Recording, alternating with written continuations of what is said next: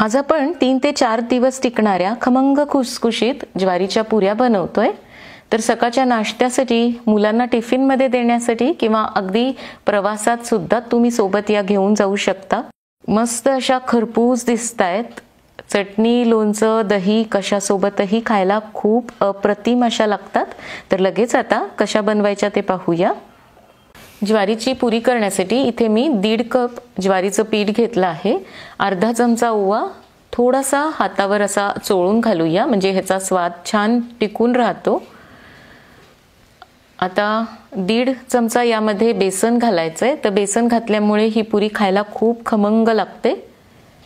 मीठ घालायचंय, अर्धा चमचा हळद, 1.5 चमचा लाल तिखट, तर तिखट तुम्ही तुमच्या गरजेनुसार घालू शकता, आणि 1.5 चमचाच मी धणे जिरे पूड घातली आहे, 1.5 चमचा तीळ,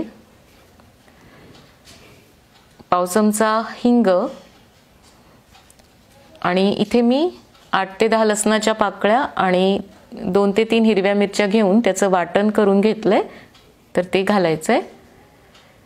1 वाटी बारीक चिरलेली कोथिंबीर, तर कोथिंबीर मी भरपूर घातली आहे। तुम्ही कोथिंबीरीच्या ऐवजी पालक किंवा मेथी सुद्धा बारीक चिरून घालू शकता। आणि पुरी छान खुसखुशीत होण्यासाठी 1 चमचा तेल पण घातलंय। आता हे छान हाताने सगळं मिक्स करून घेऊया। सगळे जिन्नस व्यवस्थित एकत्र करून घ्यायचेत। आता पाणी घालून पीठ भिजवून घ्यायचंय। तर मी इथे थोडंसं गरम पाणी करून घेतलंय। थोडं पाणी गरम करून घेतलं म्हणजे हे पीठ छान नरम होतं आणि मग आपल्याला पुरी करायला सोपं जातं। तर जसं लागेल तसं पाणी घालायचंय। फार कडक पाणी मी घेतलेलं नाही, आपल्या हाताला सोसेल असंच पाणी घ्यायचंय। पीठ मी आता इथे भिजवून घेतलंय, तर छान असा नरम गोळा तयार झालाय।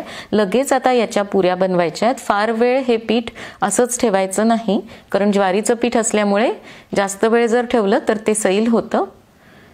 आता खाली पोळपाटाला थोडंसं तेल लावून घ्यायचं आणि नेहमी आपण पुरी लाटतो त्याप्रमाणेच लाटून घ्यायचंय।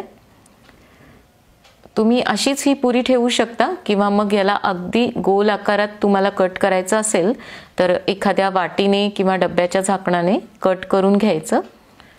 हे साईडचं जे आहे ते काढून घ्यायचं।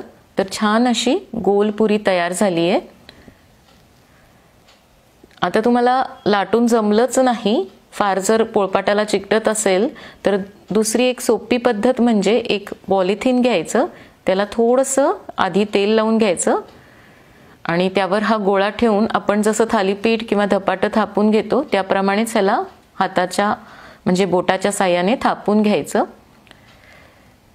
तर ही खूप सोपी पद्धत आहे आणि याने हे पीठ चिकटत पण नाही, अगदी अलगद तुम्ही उचलून पुरी काढू शकता। तर तुम्हाला जशी पाहिजे तशी तुम्ही पुरी ठेवू शकता, जाड पातळ। थोड्या जाड ठेवल्या तर नरम होतात आणि अगदी तुम्हाला खुसखुशीत पुरी पाहिजे असेल तर मग थोडं याला पातळ थापून घ्यायचं। तर मी अशी मध्यम थापून घेतली आहे। तेल पण मी गरम करायला ठेवलं होतं, तर झालंय का ते पाहूया। तर पुरीसाठी छान तेल गरम करून घ्यायचं।